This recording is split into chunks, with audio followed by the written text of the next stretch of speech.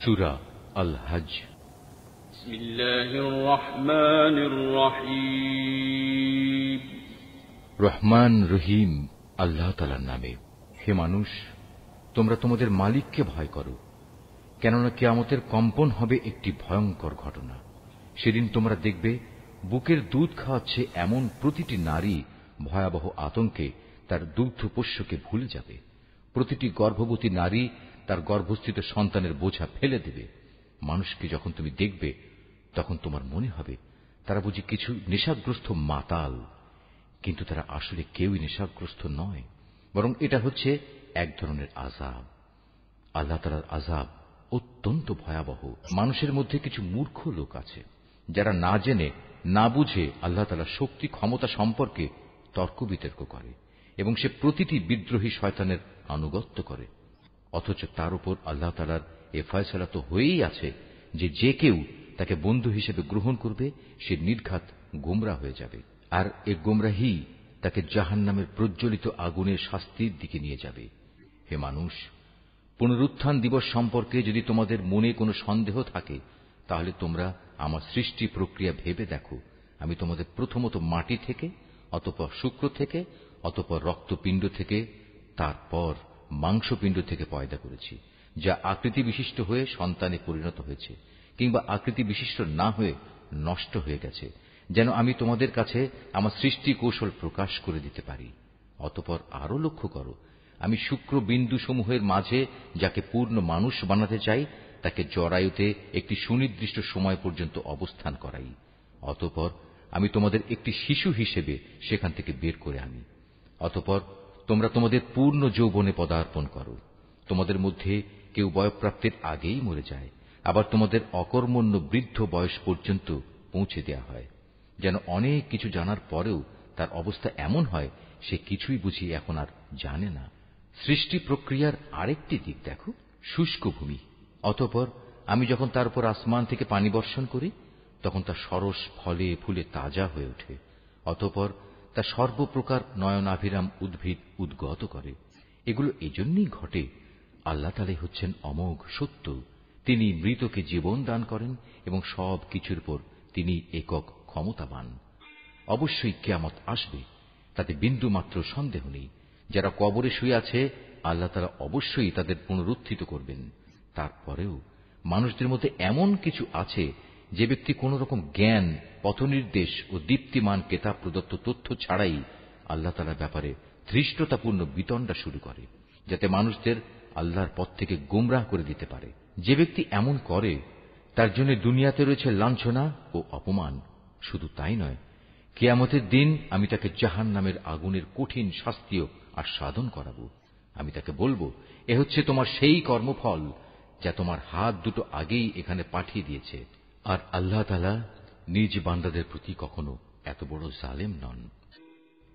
মানুষের মধ্যে এমন কিছু আছে যে ঈমানের একান্ত প্রান্ত সীমার উপর থেকে আল্লাহ তাআলার ইবাদত করে। যদি এতে তার কোনো পার্থিব উপকার হয় তাহলে সে ঈমানের ব্যাপারে নিশ্চিত হয়ে যায়, কিন্তু যদি কোনো দুঃখ কষ্ট তাকে পেয়ে বসে তাহলে তার মুখ পুনরায় কুফরির দিকে ফিরে যায়। এভাবে সে দুনিয়াও হারায় এবং আখিরাতও হারায়। আর এটা হচ্ছে আসলেই এক সুস্পষ্ট ক্ষতি। এই নির্বোধ ব্যক্তিরা আল্লাহর বদলে এমন কিছুকে ডাকে যা তার কোনো অপকারও করতে পারে না, উপকারও করতে পারে না। এটা হচ্ছে এক চরমতম গোমরাহি। ওরা এমন কিছুকে ডাকে যার ক্ষতি তার উপকারের চেয়ে বেশি নিকটতর। কত নিকৃষ্ট এদের অভিভাবক, কত নিকৃষ্ট সে অভিভাবকের সহচর। পক্ষান্তরে যারা আল্লাহ তাআলার উপর ঈমান আনে এবং নেক কাজ করে, আল্লাহ তাআলা তাদের এমন এক জান্নাতে প্রবেশ করাবেন যার পাদদেশে সুপেয় ঝর্ণাধারা প্রবাহিত হবে। অবশ্যই আল্লাহ তাআলা যা চান তাই করেন। যদি কেউ মনে করে আল্লাহ তাআলা যাকে নবুয়ত দিয়েছেন তাকে দুনিয়া ও আখিরাতে কোনো সাহায্যই করবেন না, তাহলে নিজের পরিতৃপ্তির জন্য সে যেন আসমান পর্যন্ত একটি রশি ঝুলিয়ে নেয়, অতঃপর আসমানে গিয়ে যেন ওহী আগমনের ধারা কেটে দিয়ে আসে। তারপর নিজেই যেন দেখে নেয় যে জিনিসের প্রতি তার এত আক্রোশ তার এ কৌশল তা দূর করতে পারে কিনা। এভাবেই সুস্পষ্ট নিদর্শনের মাধ্যমে আমি কোরআনটা নাজিল করেছি। আল্লাহ তাআলা যাকে চান সঠিক পথের হেদায়েত দান করেন। যারা আল্লাহর উপর ঈমান এনেছে, যারা ইহুদি হয়ে গেছে, যারা ছিল সাবেই, যারা খ্রিস্টান ও অগ্নিপূজক, সর্বোপরি যারা আল্লাহর সাথে শিরক করেছে, কিয়ামতের দিন আল্লাহ তাআলা এদের সবার জান্নাত ও দোজখের ফয়সালা করে দেবেন। অবশ্যই আল্লাহ তাআলা প্রত্যেক বস্তুই পর্যবেক্ষণ করছেন। তুমি কি এই বিষয়টির প্রতি লক্ষ্য করনি? যত সৃষ্টি আসমান সমূহে আছে, যত আছে জমিনে, সবকিছুই আল্লাহ তাআলাকে সাজদা করছে। সাজদা করছে সূর্য, চন্দ্র, তারকারাজি, পর্বতসমূহ, বৃক্ষলতা, জমিনের উপর বিচরণশীল সব জীবজন্তু, সর্বোপরি মানুষের মধ্যেও অনেকে তাকে সাজদা করছে। এ মানুষদের অনেকের উপর নাফরমানির কারণে আল্লাহর আযাব অবধারিত হয়ে আছে। আসলে আল্লাহ তাআলা যাকে অপমানিত করেন তাকে সম্মান দেওয়ার কেউই নেই। অবশ্যই আল্লাহ তাআলা তাই করেন যা তিনি এ হচ্ছে বিপরীতমুখী দুটো দল, যারা নিজেদের মালিকের ব্যাপারে একে অন্যের সাথে বিতর্ক করে।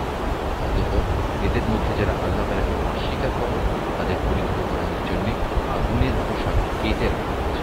শুধু তাই নয়, তাদের মাথার উপর সেদিন প্রচন্ড গরম পানি ঢেলে দেওয়া, তার ফলে যা কিছু তাদের পেটের ভেতর আছে সব এবং চামড়াগুলো রয়েছে। তাদের শাস্তির জন্য সেখানে আরো থাকবে বড় বড় লোহার গদা।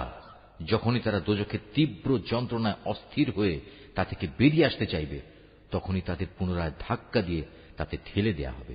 বলা হবে, জ্বলনের প্রচন্ড যন্ত্রণা আজ তোমরা আস্বাদন করো। এরা ছিল বিতর্কের প্রথম দল, যারা আল্লাহ তাআলাকে অস্বীকার করেছে।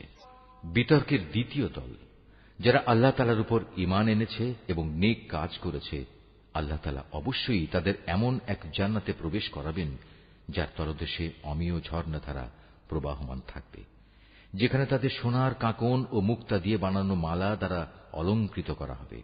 উপরন্তু সেখানে তাদের পোশাক হবে রেশমের।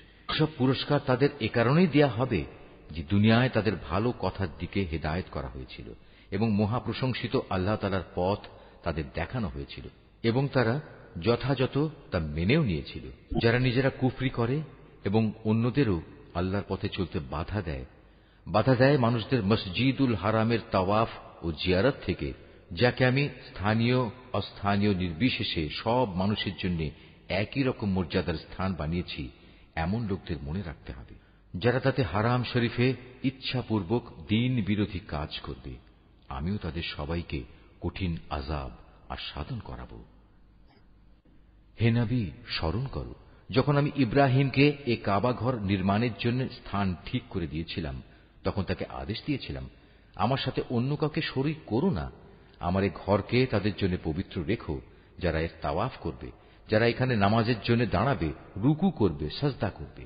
কে আরো আদেশ দিয়েছিলাম, তুমি মানুষদের মাঝে হজের ঘোষণা প্রচার করে দাও, যাতে করে তারা তোমার কাছে পায়ে হেঁটে ও সর্বপ্রকার দুর্বল উটের পিঠে আরোহণ করে ছুটে আসে দূর দূরান্তের পথ অতিক্রম করে, যাতে করে তারা তাদের নিজেদেরই ফায়দার জন্য সময় মতো এখানে এসে হাজির হয় এবং নির্দিষ্ট দিনসমূহে কোরবানি করার সময় তার উপর আল্লাহ তাআলার নাম নেয়, যা তিনি তোমাদের দান করেছেন।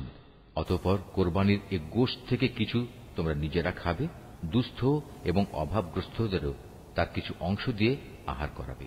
অতঃপর তারা যেন এখানে এসে তাদের যাবতীয় ময়লা কালিমা দূর করে, নিজেদের মানতসমূহ পুরা করে, বিশেষ করে এ প্রাচীন ঘরটির তাওয়াফ করে। এ হচ্ছে কাবা ঘর বানানোর উদ্দেশ্য।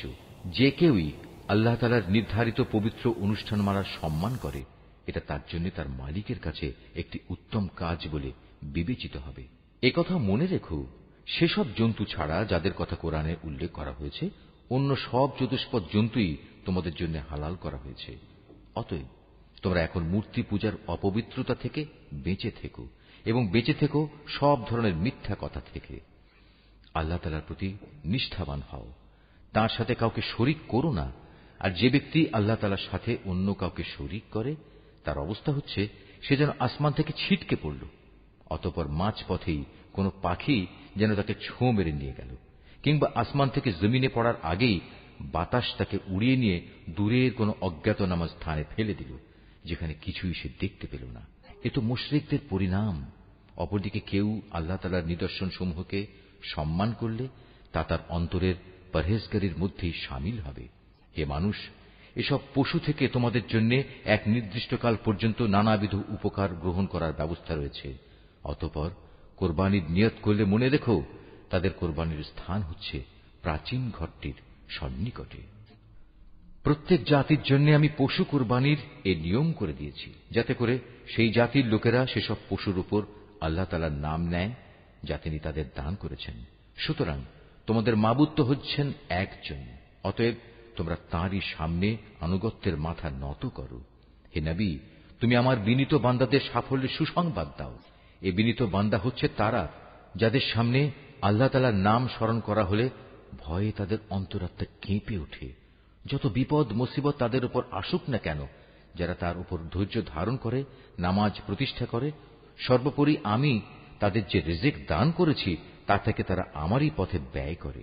আমি তোমাদের জন্য কোরবানির উটগুলোকে আল্লাহ তাআলার নির্ধারিত নিদর্শন সমূহের মধ্যে শামিল করেছি। এতেই তোমাদের যাবতীয় মঙ্গল নিহিত রয়েছে। অতএব কোরবানি করার সময় তাদের সারিবদ্ধভাবে দাঁড় করিয়ে তাদের উপর আল্লাহ তাআলার নাম নাও। অতঃপর জবাই শেষে তা যখন একদিকে পড়ে যায়, তখন তোমরা তার গোশত থেকে নিজেরা খাও, যারা এমনিই আল্লাহর রিজিকে সন্তুষ্ট আছে তাদের, এবং যারা তোমার কাছে সাহায্য প্রার্থী হয় এদের সবাইকে খাওয়াও।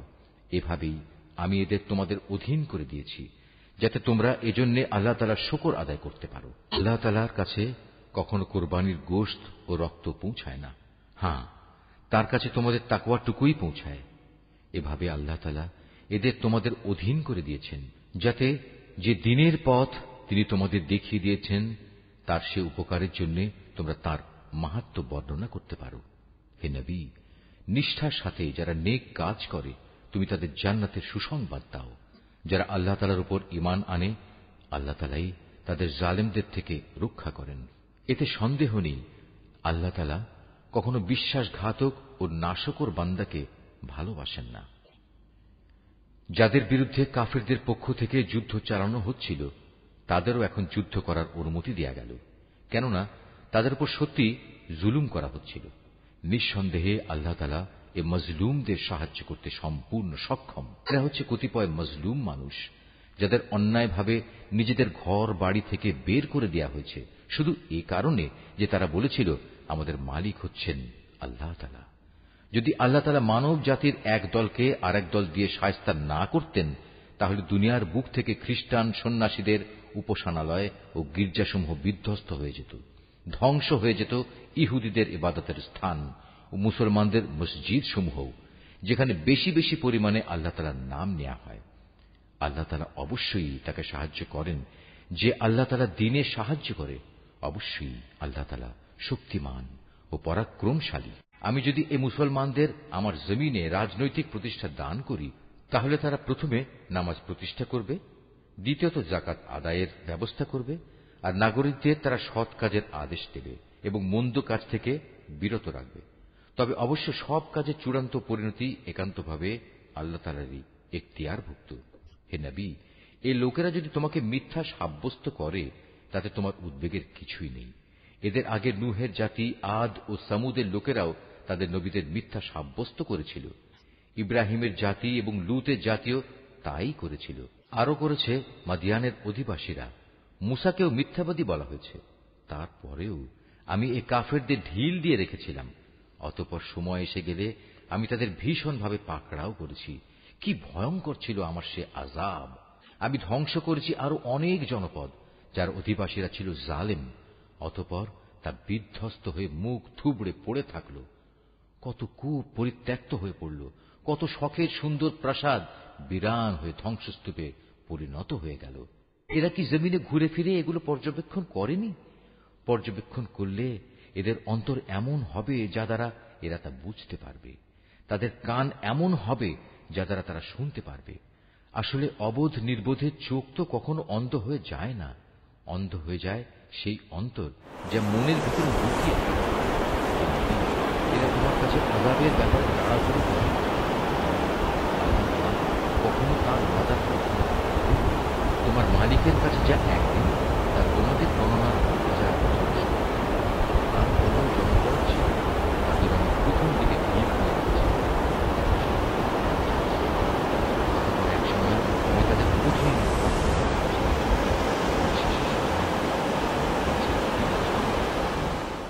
হে নবী, তুমি বলো, হে মানুষ, আমি তো তোমাদের জন্য আযাবের একজন সুস্পষ্ট সতর্ককারী মাত্র। যারা আল্লাহর উপর ঈমান আনে এবং সে অনুযায়ী নেক কাজ করে, তাদের জন্য রয়েছে আল্লাহ তাআলার ক্ষমা ও সম্মানজনক জীবিকা।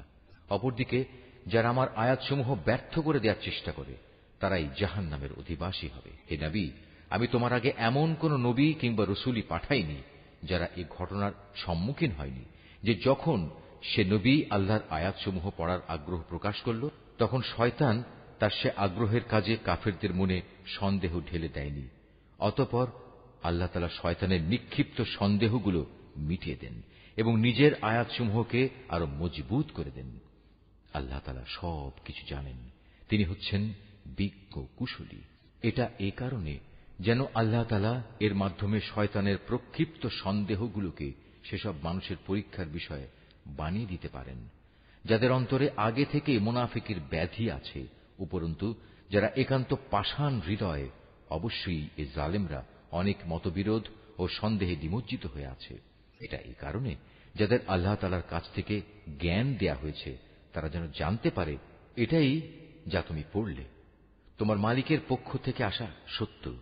অতঃপর তারা যেন তাতে পুরোপুরি ঈমান আনে এবং তাদের মন যেন সেদিকে আরো আকৃষ্ট হয়ে পড়ে। অবশ্যই আল্লাহ তাআলা ঈমানদারদের সঠিক পথে পরিচালিত করেন। যারা আল্লাহ তাআলাকে অস্বীকার করে, তারা এই কোরআনের ব্যাপারে সন্দেহ পোষণ করা থেকে কখনো বিরত হবে না, যতক্ষণ না একদিন আকস্মিকভাবে তাদের উপর কিয়ামত এসে পড়বে অথবা তাদের উপর একটি অবাঞ্ছিত ও ভয়ঙ্কর দিনের আযাব আসবে। সেদিন চূড়ান্ত বাদশাহী হবে একমাত্র আল্লাহ তাআলার। তিনি তাদের সবার মাঝে ফয়সালা করবেন। অতঃপর যারা তাঁর উপর ঈমান এনেছে এবং সে মোতাবেক নেক কাজ করেছে, তারা সেদিন নিয়ামতে পরিপূর্ণ জান্নাতে অবস্থান করবে। যারা আল্লাহ তাআলাকে অস্বীকার করেছে এবং আমার আয়াতসমূহকে মিথ্যা প্রতিপন্ন করেছে, তাদের জন্য অপমানজনক আযাবের ব্যবস্থা থাকবে। যারা আল্লাহ তাআলার পথে তাঁরই সন্তুষ্টির জন্য নিজেদের ভিটে মাটি ছেড়ে গেছে, পরে আল্লাহর পথে নিহত হয়েছে কিংবা এমনি মৃত্যুবরণ করেছে, অবশ্যই আল্লাহ তাআলা কিয়ামতের দিন তাদের উত্তম রিজিক দান করবেন। নিঃসন্দেহে আল্লাহ তাআলা হচ্ছেন সর্বোত্তম রিজিক দাতা।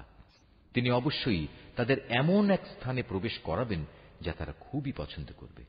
নিঃসন্দেহে আল্লাহ তাআলা প্রজ্ঞাময় ও একান্ত সহনশীল। এটা হচ্ছে তাদের প্রকৃত অবস্থা। অপরদিকে কোনো ব্যক্তি দুশমনকে যদি ততটুকুই কষ্ট দেয় যতটুকু কষ্ট তাকে দেয়া হয়েছিল, তার সাথে যদি তার উপর বাড়াবাড়িও করা হয়, তাহলে আল্লাহ তাআলা অবশ্যই এই মজলুম ব্যক্তির সাহায্য করবেন। নিঃসন্দেহে আল্লাহ তাআলা মানুষের পাপ মোচন করেন এবং তাদের ক্ষমা করে দেন। এ হচ্ছে আল্লাহর নিয়ম। আল্লাহ তাআলা রাতকে দিনের মধ্যে আবার দিনকে রাতের মধ্যে ঢুকিয়ে দেন। অবশ্যই আল্লাহ তাআলা সবকিছু শোনেন, সবকিছুই দেখেন। এটা হচ্ছে আল্লাহর নিয়ম। আল্লাহ তাআলাই হচ্ছেন একমাত্র সত্য। প্রয়োজন পূরণের জন্য যাদের এরা আল্লাহ তাআলার বদলে ডাকে, তা সম্পূর্ণ বাতিল ও মিথ্যা, এবং আল্লাহ তাআলাই হচ্ছেন সমুচ্চ, তিনিই হচ্ছেন মহান। তুমি কি তাকিয়ে দেখোনি আল্লাহ তাআলা কিভাবে আসমান থেকে পানি বর্ষণ করেন? অতঃপর এই পানি পেয়ে জমিন সবুজ শ্যামল হয়ে ওঠে। নিশ্চয়ই আল্লাহ তাআলা স্নেহপরায়ণ। তিনি তাদের যাবতীয় সূক্ষ্ম বিষয়ের খবর রাখেন। আসমান সমূহ ও জমিনে যেখানে যা কিছু আছে সবই তাঁর জন্য। আল্লাহ তাআলা হচ্ছেন সব ধরনের অভাব মুক্ত ও যাবতীয় প্রশংসার একমাত্র মালিক। তুমি কি দেখতে পাও না আল্লাহ তাআলা কিভাবে এ জমিনে যা কিছু আছে তাকে এবং সমুদ্রে বিচরণশীল জলযানকে নিজের আদেশক্রমে তোমাদের অধীন করে দিয়েছেন? তিনি আসমানকে ধরে রেখেছেন যাতে করে তা জমিনের উপর পড়ে না যায়, কিন্তু তাঁর আদেশের সাথে যখন পড়ে যাবে সেটা বিভিন্ন কথা। অবশ্যই আল্লাহ তাআলা মানুষদের সাথে স্নেহপ্রবণ ও দয়াবান। তিনি তোমাদের জীবন দান করেছেন, অতঃপর তিনিই তোমাদের মৃত্যু দেবেন, পুনরায় তিনিই তোমাদের জীবন দান করবেন। মানুষ আসলেই অতিমাত্রায় অকৃতজ্ঞ, তারা সবাই ভুলে যায়। প্রত্যেক জাতির জন্যই আমি ইবাদতের কিছু আচার অনুষ্ঠান ঠিক করে দিয়েছি যা তারা পালন করে। অতএব এ ব্যাপারে তারা যেন অবশ্যই তোমার সাথে কোনো তর্ক না করে। মানুষদের তুমি তোমার মালিকের দিকে ডাকতে থাকো, অবশ্যই তুমি সঠিক পথের উপর রয়েছ।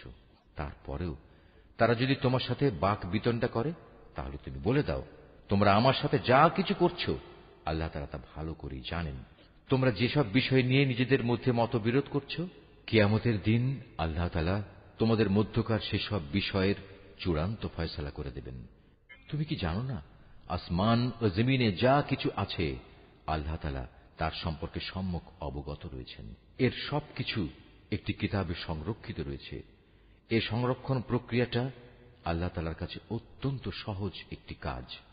তারপরেও তারা আল্লাহ তাআলাকে বাদ দিয়ে এমন সবকিছুর গোলামি করে যার সমর্থনে আল্লাহ তাআলা কোনো দলিল প্রমাণ নাজিল করেননি এবং যে ব্যাপারে তাদের নিজেদের কাছেও কোনো জ্ঞান নেই। বস্তুত সীমা লঙ্ঘনকারীদের জন্য কিয়ামতের দিন কোনই সাহায্যকারী থাকবে না। হে নবী, যখন এদের সামনে আমার সুস্পষ্ট আয়াতসমূহ তেলাওয়াত করা হয়, তখন তুমি কাফিরদের চেহারায় তীব্র অসন্তোষ দেখতে পাবে। অবস্থা দেখে মনে হয় যারা তাদের সামনে আয়াত তেলাওয়াত করছে এরা বুঝি এখনই তাদের উপর হামলা করবে। হে নবী, তুমি এদের বলো, আমি কি তোমাদের এর চাইতে মন্দ কিছু সংবাদ দেব? তা হচ্ছে জাহান্নামের আগুন। আল্লাহ তাআলা যার ওয়াদা করেছেন তাদের সাথে যারা আল্লাহ তাআলাকে অস্বীকার করে, আবাসস্থল হিসেবে তা কত নিকৃষ্ট। হে মানুষ, তোমাদের জন্য এখানে একটি উদাহরণ পেশ করা হচ্ছে, কান পেতে তা শোনো। আল্লাহ তাআলা ছাড়া তোমরা যাদের ডাকো তারা তো কখনো ক্ষুদ্র একটি মাছিও তৈরি করে দেখাতে পারবে না, যদি এ কাজের জন্য তারা সবাই একত্রিতও হয়। যদি সে মাছি তাদের কাছ থেকে কোনো কিছু ছিনিয়ে নিয়ে যায়, তবে তারা তার কাছ থেকে তা ছাড়িয়েও নিতে পারবে না। যাদের এতটুকু ক্ষমতা নেই, কত দুর্বল তারা যারা এদের কাছে সাহায্য প্রার্থনা করে। কত দুর্বল তারা যাদের কাছে এ সাহায্য চাওয়া হচ্ছে। এ মূর্খ ব্যক্তিরা আল্লাহ তাআলাকে কোনো মূল্যায়নই করতে পারেনি, ঠিক যেভাবে তার ক্ষমতার মূল্যায়ন করা উচিত ছিল। আল্লাহ তাআলা নিশ্চয়ই পরাক্রমশালী।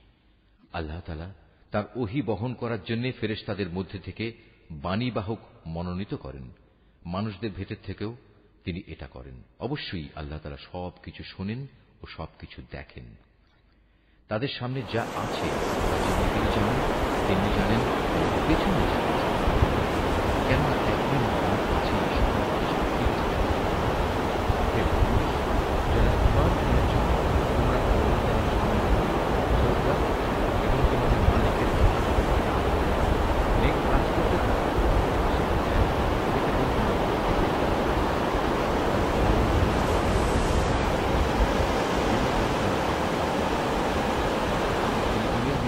জন্য তোমাদেরই মনোনীত করেছেন এবং এই জীবন বিধানের ব্যাপারে তিনি তোমাদের উপর কোনো সংকীর্ণতা রাখেননি। তোমরা প্রতিষ্ঠিত থাকো তোমাদের আদি পিতা ইব্রাহিমের দ্বীনের উপর। সে আগেই তোমাদের মুসলিম নাম রেখেছিল। এর কোরআনের মধ্যেও তোমাদের এ নামই দেওয়া হয়েছে, যেন তোমাদের রসূল তোমাদের মুসলিম হবার উপর সাক্ষ্য প্রদান করতে পারে, আর তোমরা দুনিয়ার গোটা মানব জাতির উপর আল্লাহর দ্বীনের সাক্ষ্য প্রদান করতে পারো। অতএব নামাজ প্রতিষ্ঠা করো, যাকাত আদায় করো এবং আল্লাহ তাআলার রশি শক্তভাবে ধারণ করো। তিনিই হচ্ছেন তোমাদের একমাত্র অভিভাবক। কত উত্তম অভিভাবক তিনি।